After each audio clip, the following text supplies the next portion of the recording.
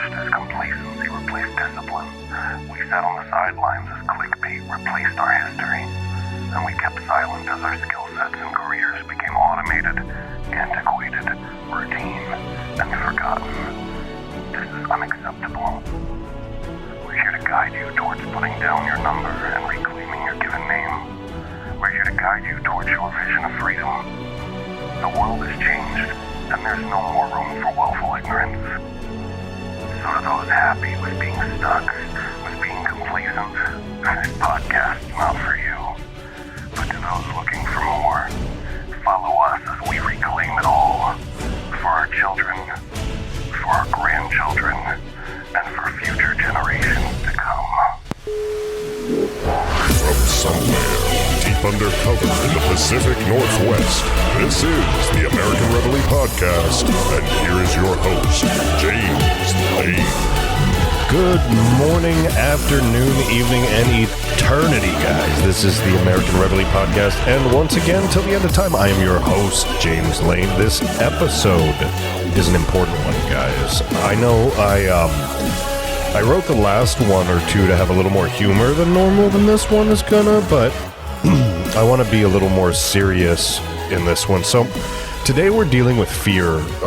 We briefly talked about fear at the end of the last podcast, and in order to move this along, I wrote down an example from my childhood that kind of lets you guys into my life a little more, and kind of lets you see how my unique experiences might be beneficial to you. So I'm just going to get into it. So this is an example of fear, and I know reading this is the right thing to do, but fuck, I mean, I don't like to even read it right now. My stomach's kind of in knots, but I think it's good for myself, and I think it's good for everybody to hear it because it's an example of the real world and real stuff that happens to real people.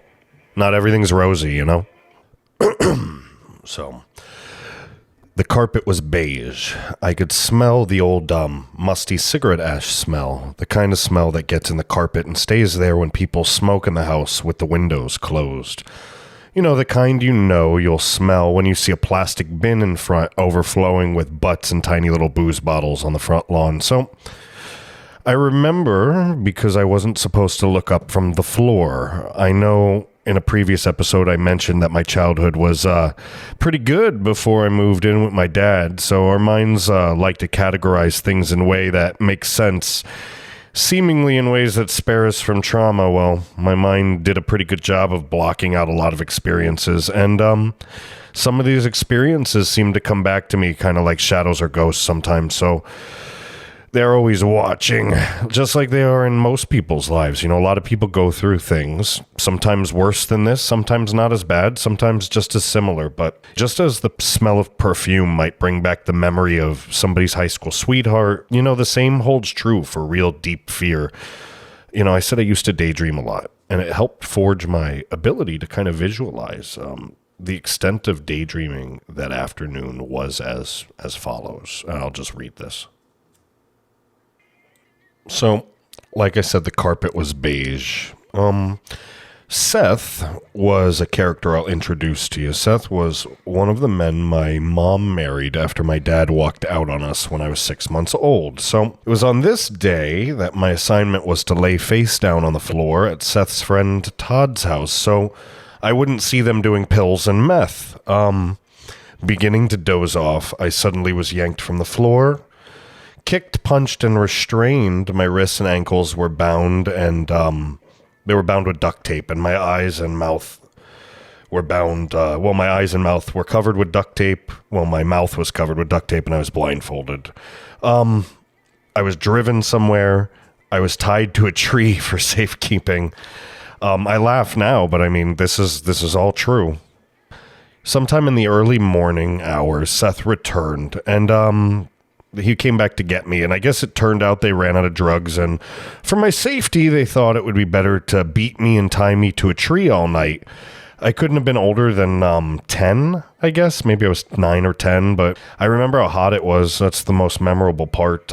It's South Florida. This is my memory of South Florida, and I just remember for days and days and days and days after that there's just horrible mosquito bites all over me. It just was itching and covered in mosquito bites. And it's funny because this was kind of like part of the good part of my childhood before I moved in with my dad. But anyway, I don't always intend for this show to like really be emotional or really get this deep. But if I put you off, I'm sorry. But I really want to build a relationship with you guys. And I think that it's important that we get real when we talk about this stuff. Not everybody's life is peachy. And sometimes we got to get in the shit a little bit. So, you know, you're not going to trust what I tell you. You're not going to trust my words or guidance if I don't open myself up to you and show you who I am, show you my true colors and where I come from and why what I have to say has any value to you. So I may have a few pieces of paper that say I'm qualified to talk trash about this shit, but I really want to show you where I get my real knowledge from, my real experience from, why I'm qualified to be here talking about this stuff with you and why you should listen to me. So in the last episode, near the end, we talked about the power of fear, and I know what it feels like to be afraid. That's why I told you that last story. I want you to hear about that and to know that deep fear is real and what it's like. I want you to have kind of a frame of reference. So I've been afraid for my safety before. I've been afraid for my friends, afraid for my family, afraid for my future, just like many of you. And I've been afraid to step on stage. I've been afraid to write a book. I've been afraid to start a business, just like I failed at so many things. I've also been afraid of many things, and fear can be of great service if you know how to use it to your benefit. So before you ever get there, you have to become comfortable with it. And on the last podcast, we talked about creative thinking as something that helps facilitate discipline, and we even considered it an essential lubricant. So, you know, with that being said, this is my opinion, my professional opinion, but I really consider being a little scared, having a little fear for your future or for something can sometimes be a little essential to growth. Now, I'm not advocating being terrified or being tortured or having anything horrible done, but what I'm getting at is, you know, sometimes stage fright is a sign. Sometimes that horrible feeling in the pit of your stomach before making a decision, it might be telling you something other than run away. So there's a formula that I call the 6 F's that I think can help with this. So those 6 F's, they stand for following fear, facilitates fortitude, and forms firmness. I'm going to say this again. Following fear, facilitates fortitude, and forms firmness. Now, don't worry about it just yet. We're going to talk about it more a little bit later, but this is kind of like my version of the 7 Ps. And if you've ever been in the military or firefighting or anything like that, you've probably heard of them before. Proper planning prevents piss poor performance. I didn't come up with that. I wish I came up with that, but no. I came up with these F's. So following fear facilitates fortitude and forms firmness. Anyway, in regard to fear, many of us now are kind of getting a little more associated with the concept or the notion of fear. I saw a lot of paralysis behavior from people, a lot of panic-driven behavior from people as this pandemic stuff was going through, and it's kind of calming down a little, but we should really take a look at human nature, you know, fear, some stuff related to that. It really has relevance to what we're talking about. So what do I mean? What do I mean about getting associated with the concept of fear? Well, we've all heard of that instant and immediate response to fear, adrenaline filling the body, the world slowing down, your breath, your heartbeat speeding up, loudening in your own body. Some of us have been through it. Some of us remember a possible moment in our life where we got into a first fight and froze up and got the shit kicked out of us, or maybe did some damage and got left alone for the rest of the school year. And if this never happened to you, that's awesome. I mean, we should all want that for people, and a really big but, how we react to fear seems to really have an exponential effect on one's success in life. And I think we should take a look at that for a second. So when I was a kid, I used to be afraid of aliens. I know we're going left field again, but just hear me out. I used to be afraid of aliens, and so afraid, in fact, that I really would secretly board up my windows at night. I had a thing hiding behind my nightstand, and I would board up my windows at night and take it down in the morning, and double fear this was my dad's house. So The reason that's relevant is because I later find out that fear came from my dad wearing masks and creeping around my window multiple times a week for a surprise fight to toughen me up. So when some of you hear about this, you'll think about how fucked up that might be for a kid to go through. But I also want you to know something about now. Now is what matters. Now is what matters because you're never going to go anywhere. You can't move forward if you're living in reverse. You can't be fucking scared of everything forever. There's only one thing I'm afraid of now. So that thing I'm afraid of, that one thing I'm talking about that keeps me up at night and even sometimes keeps me up multiple nights in a row, it's actually a combination of some little things that kind of relate. So what will my kids think of me when they grow up? Are they going to be inspired? Will they find freedom for themselves? Will I be able to teach them that? I visualize the class structures as different types of handcuffs that chain people, like they chain us to our ways of life. Like, what if you could change? What if you could pick that handcuff lock? What if you could leave? You know, my life, if it's even mine, I need it to mean something before I die. I can't leave this planet when it's my time. I mean, eventually it'll be my time, but I don't want to leave this planet, I guess, to put it a better way, until I do maybe what I hope I was put here for, you know? My purpose, whatever that is supposed to be. You know, my kids, my family, their futures, it depends on me. It does. You want to talk about driven? I want you right now, if you have kids any age, think about looking into your kids' eyes and ask yourself, did I do everything in my power as a parent to give my children the life that maybe I didn't have, or at least a better chance or a better shot at something great? And that's what scares me. That's what keeps me up at night. At the end of the day, will I have worked hard enough? Will I have achieved enough to have set my kids up for a better future, for a better childhood, for a better everything than what I had? They deserve better, and I think all of us need to think in that direction. So it's taken me 30 years to get to a point, you know, more than 30 years. I'm not 30. I'm older than 30. So it's taken me a long time to figure out and kind of see where I understand the inner workings of people, you know, businesses, the processes in between all this stuff. At some point, 100 years ago or so, some asshole in my family just fucked it all up. And I'm sure some of you guys relate to this.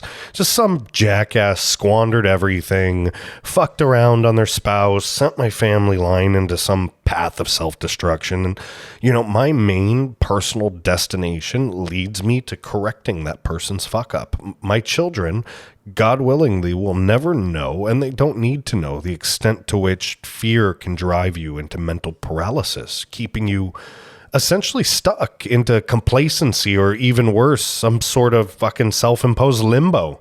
And I've been there, and a lot of you have been there too, you know? So if this sounds familiar to you, I mean, does it? Have you ever been stuck? I mean, a lot of us have. Some of us are stuck right now. And all of this stuff I'm talking about ties together. Vision, organization, discipline, fear. And, you know, how do I know this shit? Because I walked those dark hallways, those humid, nasty, freaking dark hallways. And I know how sticky the floors are. And people right now is an opportunity to show yourself, show your kids, your family, to show the world what you can do, what you're really made of, what you were put here on this planet to become. So I think we're going to see some interesting stuff ahead of us. People you would never expect are going to step up and become leaders and visionaries, doers, shakers, movers, fighters. You know, I think you're also going to see the other side of it, like the dirty, nasty side of it, when fake people, fake processes, fake leaders, fake things are just exposed because of what's happening. There's all kinds of like fake tough guys walking around out there being exposed as they won't step up for their families and communities. Selfishness really exposes truly weak people. And, you know, that's another show, I guess, for another day. So as far as I was saying, people all over from all walks of life, they're really having this awakening of their own personal wake-up call. And they're stepping up. They're literally stepping up to be better people, just better, husbands, wives, parents, leaders, they're really experiencing this American Reveille. So thinking about it like that, fear, it really is a funny thing, isn't it? I mean, it seems to be an indicator of something terrible, but what if it meant that? And think of this kind of like in a bizarro way, like if we were living in an upside down world, like what if fear could also mean something rare and amazing could come from it as well? I mean, stop, listen. I'm saying to follow fear, like mental fear, not physical danger, mental fear. Like if you later find yourself out for a late night hike in Northern California somewhere and some big ol' hairy fucking black bear approaches you and decides to fucking want to eat you and you think you want to go make friends and namaste it, fucking find your animal spirit. I don't know. I'm not paying for your casket or your funeral costs, man. I'm really not. So I hope someone makes a memorial video. So I didn't tell you to do that shit. So look, here's a real life right now example of what I mean. Every line that I've written for this podcast, every line I've ad-libbed, every line that was live or recorded, everything is well over, at this point of recording, more than 100 pages in the last few days. Look, we're going to do time management on another show, and I'll explain to you how that works. But every one of those hundreds of sticky notes, the hundreds of printed pages, the strategic planning, designing the website, the social media, tying everything together, fucking trying to shock it to life like Frankenstein's monster of an American Reveille. I mean, everything's been utterly terrifying. But I'll be honest with you, because I am you. I don't like talking about my personal stuff, and I'm not a fan of the scary nature of things, but I've realized that fear, it's a major, crucial part of the process.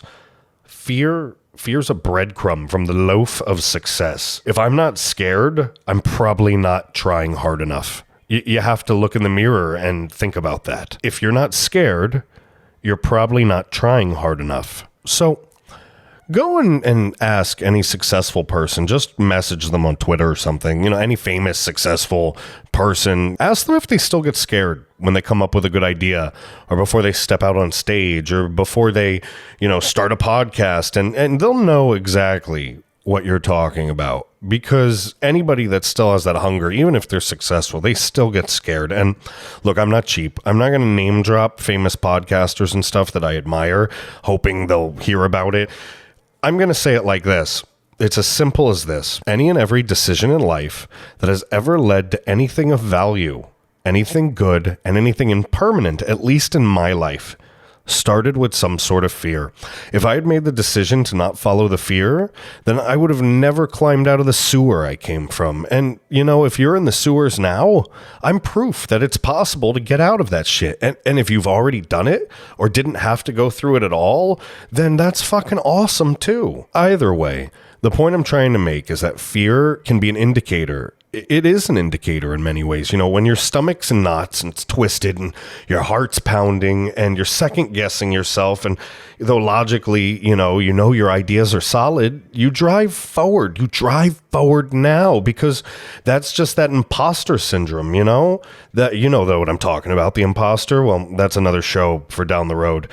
Look, that's why I came up with the 6 F's. When I began to completely organize my life years ago, I came up with all kinds of methods and acronyms and reminders of these important things that could help me reach success. So here we are again, the 6 F's. Following fear finds fortitude and facilitates firmness. It means that when an idea or decision makes you afraid, sometimes you do it anyway. You follow that fear. You try some stuff. You find out who you are and what you're made of. And if you do this enough, something begins to happen to you. The more you follow that fear and try, the more you begin to find your inner fortitude. That's the ability to be brave, to not be a coward when shit really gets real. You build up this fortitude. It's like a callus or whatever you want to call it, for the development of firmness to rest upon. That's really what it is. You're building a foundation like a callus or something for firmness. And that's part of this formula. So firmness is the least mentioned lubricant of discipline, in my opinion. I barely ever hear it talked about on any other podcasts or leadership seminar or just anything. When was the last time you heard about Firmness besides an ad for fucking dick pills or something? So listen, what is Firmness? So Firmness in this application could be described as resolute determination and strength of character. So let me say that again. Firmness can be defined as resolute determination and strength of character. In the previous show, we talked about knowing and walking the path towards your destination, how to plan it, put it together, just a basic talk over. But when that walk gets hard and seems impossible, it's going to be your firmness that keeps you from quitting. So look, guys, we're going to take a break, and when we return, we're going to get on the subject of the chemistry that fear and fortitude kind of make together. So I want to thank you guys for listening. It means a lot to me, guys, and we'll be right back with the American Reveille Podcast.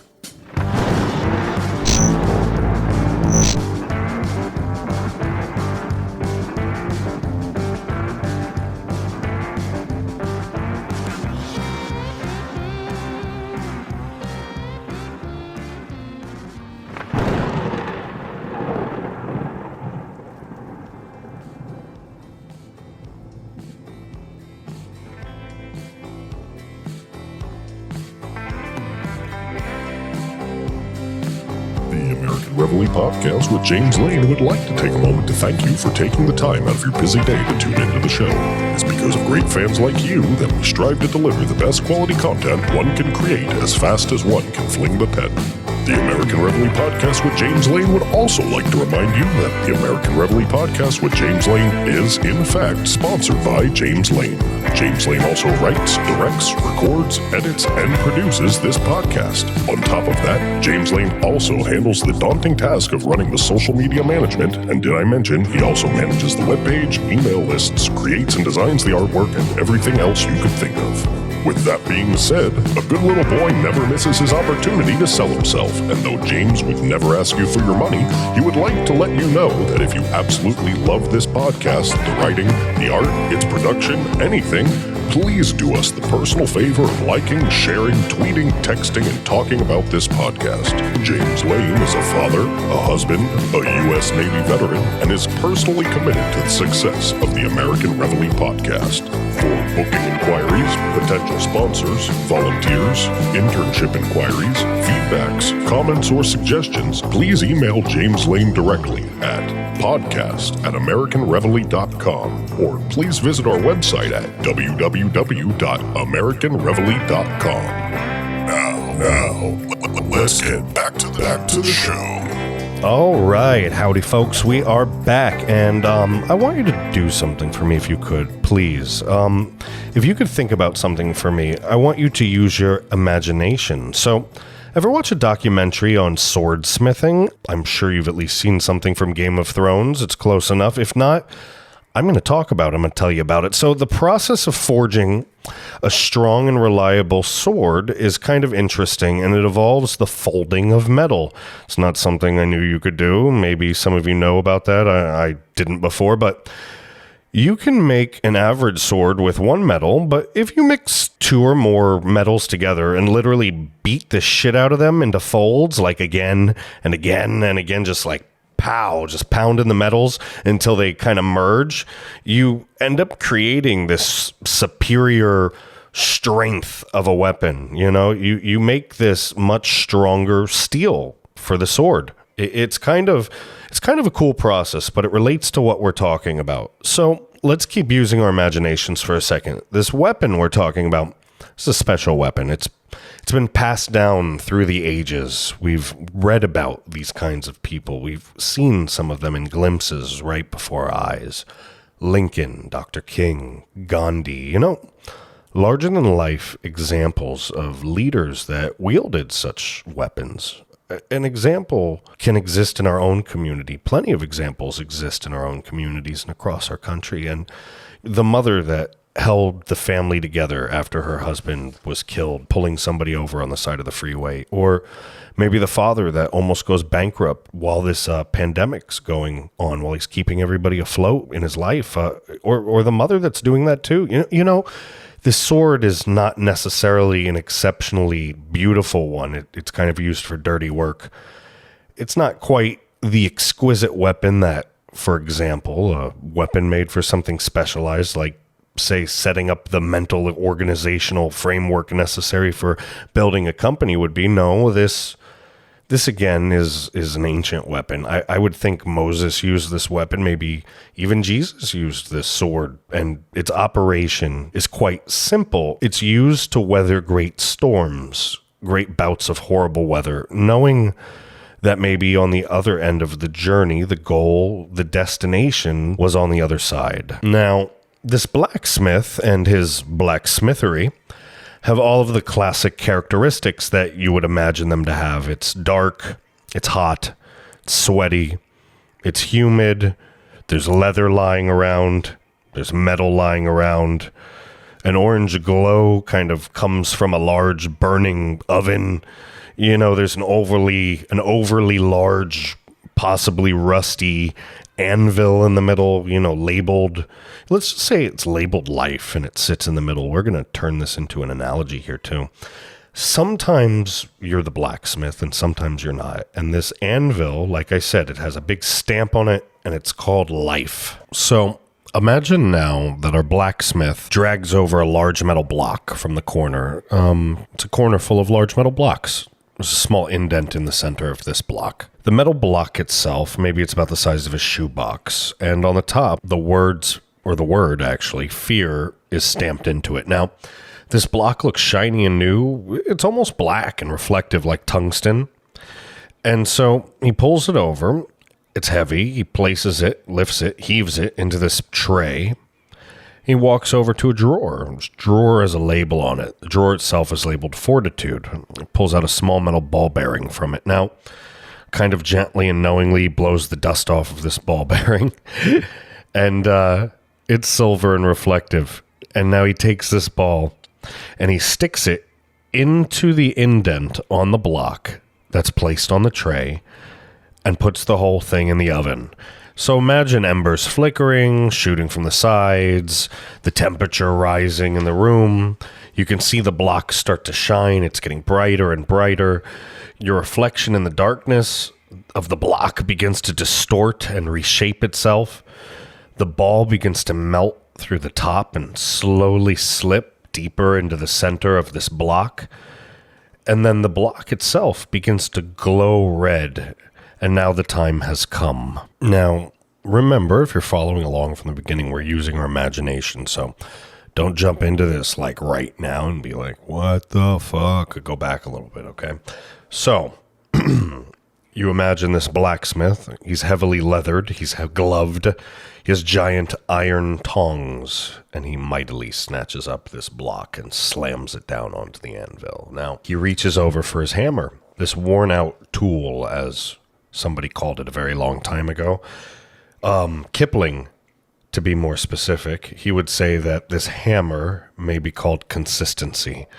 At least that's what I imagine he would say. So in my imagination, at least, consistency is a brutal hammer. So with a great bodily movement and a swing of the arm, this blacksmith, we're imagining, raises the hammer to the sky, brings it down with the weight of somebody willing to do anything to achieve their goals. Anything. That's the only way you can actually use this hammer. So, bam! The sound echoes for what seems like miles. Bam! Again. And again, and again, consistently facing your fears, consistently beating the fortitude into the fear and into yourself. Bam, folding the metals together more and more and more. Satisfied with his work, the blacksmith, our blacksmith, drives the folded metal into a large trough of water, specifically designed for the purpose of sword cooling. Lifting it, well, hey guys, sword cool, maybe there's a specific fucking term for it, by the way. I'm not a fucking genius here, I'm a regular guy, so we're going to call it sword cooling. So, the trough of water, specifically designed for the purpose of sword cooling. Lifting it from the water, he was amazed to see the thickness and the density of this weapon. It could almost be used as a shield. And because of this combination, it was harder than any other sword he had created before. This blacksmith could be a she or whatever you imagine it to be. It could be a fucking pineapple with legs. This sword, this is the point, the final product is called Firmness. So, guys, I know the story that I wrote was kind of long-winded, but I'm trying to make that analogy drive a point home to you. If you're going to find your path, if you're going to know your path, and you're going to walk your path to that freedom, you're going to have to forge your own firmness. If you're not there already, you're going to have to build it up. And in order to stay in the game when everything seems hopeless, that's what you use. You use firmness. Plenty have done it. Why not us? It's not rocket science. So, guys, we're going to take a final break, and when we get back, we're going to talk about these 6 F's. We're going to tie everything together, and we're going to really explain what firmness is and what it really means to us. So, I appreciate you guys listening, and we'll be right back.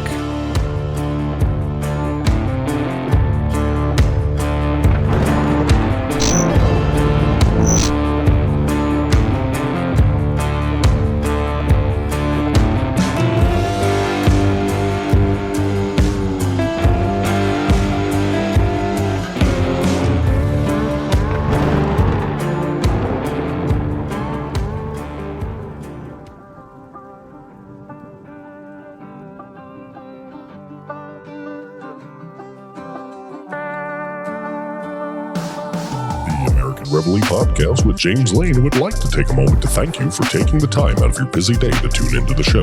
It's because of great fans like you that we strive to deliver the best quality content one can create as fast as one can fling the pen. The American Reveille Podcast with James Lane would also like to remind you that the American Reveille Podcast with James Lane is, in fact, sponsored by James Lane.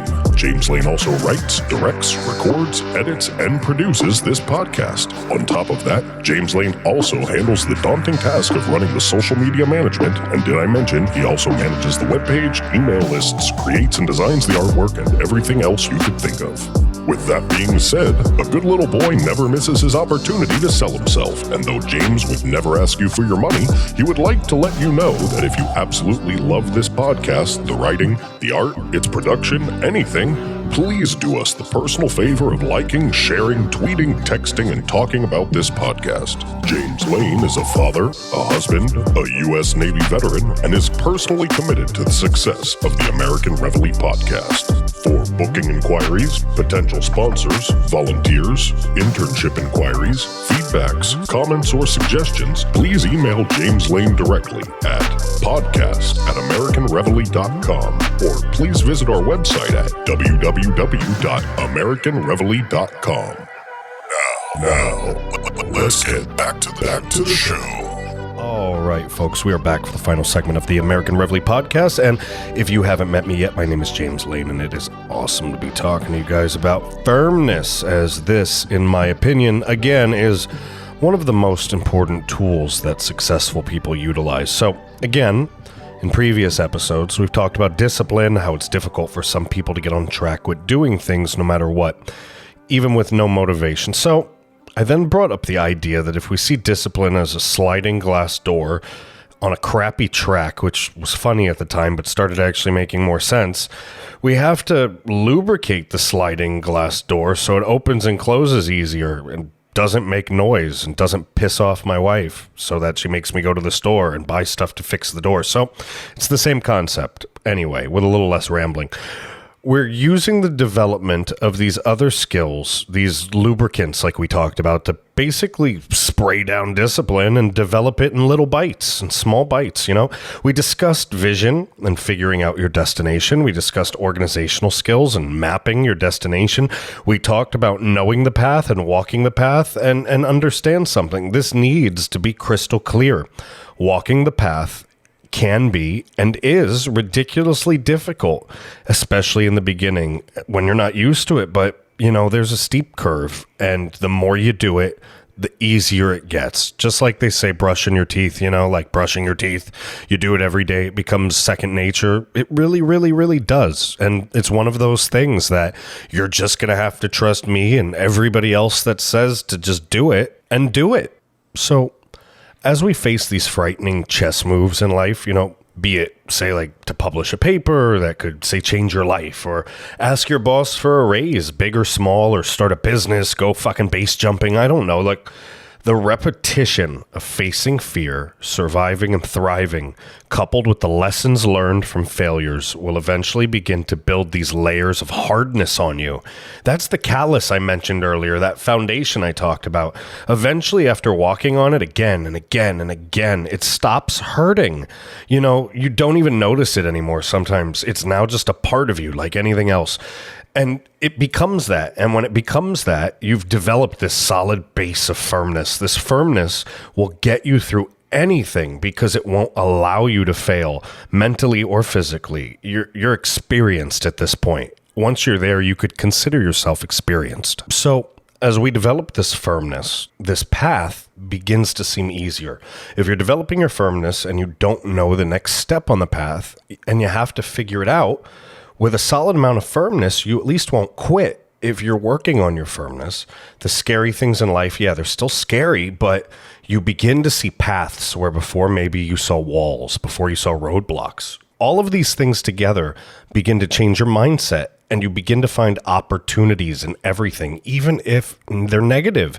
Even when the world seems like it's falling apart, even in the middle of a pandemic, you begin to see the positive, and then you begin to see the opportunities in everything.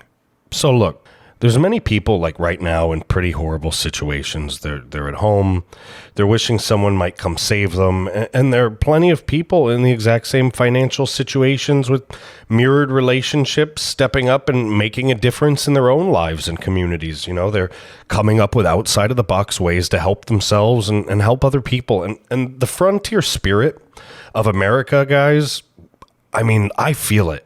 It's awake. It's awake in me, and it's waking up in people. It's here, We're coming back around. We're coming full circle, and we're going to get back to a better place. And you have a chance to be a part of it. There are few points in modern history in which Americans get to play any part in redefining our country, at least not for, a good chunk of decades. And this... It's kind of our point in history to do it the right way, by bettering ourselves, by answering the American Reveille, the call, the wake-up call, heading in the right direction. We're going to make a better future for everyone from every part of this country, and it's going to be better for everybody on this planet from all walks of life. So, look, I'm not going to sugarcoat this stuff. I'm not trying to, but not everyone makes it to complete success, dependent upon what you define success as. So that doesn't mean we can't take parts in this and become better people, catch a little more success. For some of us, it's really all or nothing, but we have to remember that this world's made up of all kinds of different people with different things that make them happy and really motivate them and make them tick. I just think that we really all should be able to have a fair shake of going out and fighting for a slice of pie, however big or small we want that slice to be. I think that's the beauty of capitalism and democracy and really the heart of what it is to be an American. So you're listening to me and maybe you say that's all nice and good, but say you think you're the firmest mofo in the building, but it seems you're just stuck pounding your fists on doors to nowhere. So I'll say maybe that's because, and are you ready to hear this? You probably are. Well, at least I hope you are after all the crap we've talked about over the last few podcasts. But this podcast made enough lubricant analogies. So to properly explain this, I think we're going to move on to plants. So ladies and gentlemen, if you're hardworking and hard-hitting but getting nowhere, I think I might know why. Now, some people may not want to hear this. And if this pisses you off, I want you to know right now, it's all your fucking ego. But you may be digging a hole to nowhere because you may be just depending on your hard work to get you ahead. And unfortunately, we have to realize that it's not, whatever random back in the day year you want to insert here that makes you feel comfortable with thinking hard work got you ahead by itself. But we have to wake up to the fact that in 2020, hard work doesn't always get noticed anymore. There's too many people working their ass off. So you've got to learn some self-branding, whether it's in real life or on an online presence, whatever it is you're doing. If you don't know how to represent yourself along with your hard work and structure your path to where you're trying to go, how you're trying to get there, you're doomed. in 2020, everyone's so distracted that you have to put it in their faces. They're just not going to see it. It's not even considered rude anymore. It's just a different world, and people are going to have to start adjusting. So if you're wondering why you may not be getting ahead, you may not be being enough of a pain in the ass to be getting ahead. I hate to say it, but you need to accept it, you need to own it, and dominate it at its own game. So at this point, we're kind of diving into the realm of strategy and, more like strategic thinking and decision making. So strategic thinking and decision making, folks, that's how we maneuver this fucking car around these obstacles that may be coming up in the future. And it's also how we make decisions about current ones. Make no mistake, though. There's a very big difference between fuck a rock, turn, and in 2 miles, turn left before the construction to avoid road rocks. You know what the fuck I'm talking about. By the way, the word road rocks was ad-libbed, and I think that I'm onto something there. Just saying. If anybody has any cool ideas for what road rocks might be, send me a fucking email or post it on social media or something. I don't know.